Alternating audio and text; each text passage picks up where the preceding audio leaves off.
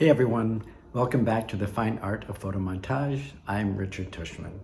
You know, it's funny, one tool that's absolutely essential to my montage work in Photoshop isn't really a Photoshop tool at all. It's a pressure-sensitive Wacom Intuos pen tablet that looks like this. And it's used in conjunction with Photoshop's pressure-sensitive and customizable brushes. Now, these tablets come in three different sizes, small, medium, and large, and they come in both Pro and plain versions. Now, this happens to be just a plain version. The Pro versions come with a thicker stylus, and in my experience, they do have a more responsive touch. But if you're on a budget, and of course the Pro versions cost quite a bit more than the plain versions, but if you're on a budget, the plain versions are really quite adequate. In fact, I've been using one for the past year and a half or so, and it's been absolutely fine. Now, why is a tablet with a pressure-sensitive stylus so important? Because in my opinion, it allows you to edit your images in what I think is the most intuitive way possible. That is, using your sense of touch to provide immediate visual feedback. I'm a big believer in the hand-brain connection, and the fact is that a very large portion of your brain is devoted just to your hands. So in a very, very real sense, your hand is a direct extension of your brain.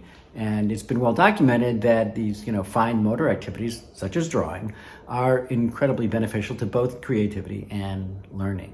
So getting comfortable with the stylus is going to give you the control you want and need to really enhance the emotional content in your images through subtly shifting tones and colors. I remember watching a YouTube video of the late, great guitarist Andre Segovia teaching a master class, and he was admonishing a student to play with more feeling.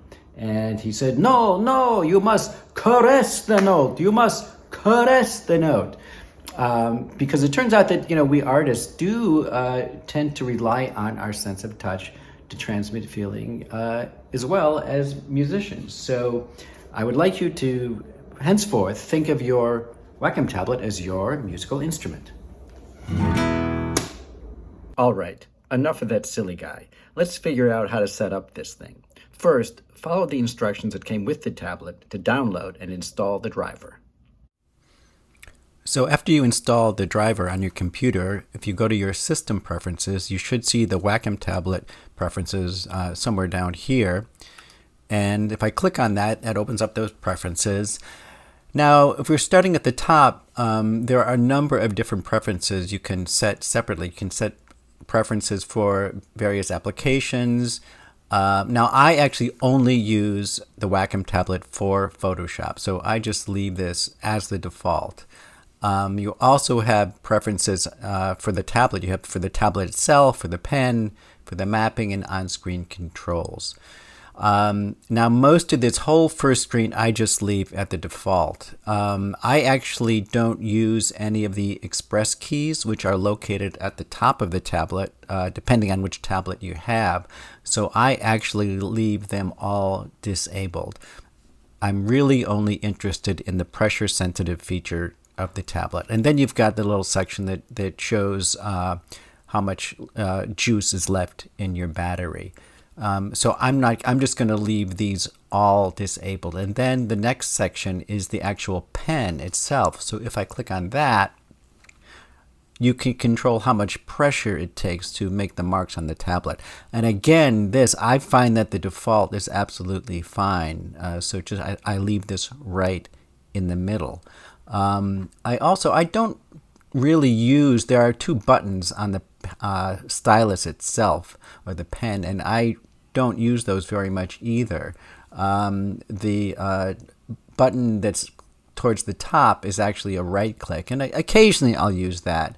And the default for the lower button is Command Z, which can be useful, although I find I most often just use my keystroke. And so again, I'm going to leave this section at the default as well.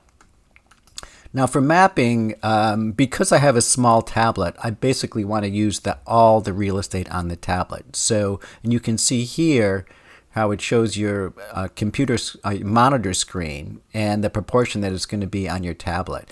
And again, I just like to leave this, because I have a small tablet, at the full proportion. So the screen area is full and the tablet area is full. If you have a larger tablet, medium or large, then you might want to adjust this so it's more comfortable. And last is this section, on-screen controls. And honestly, I don't use this at all, so I can make it very easy and we can ignore this section as well. And that's all there really is to setting up your Wacom tablet.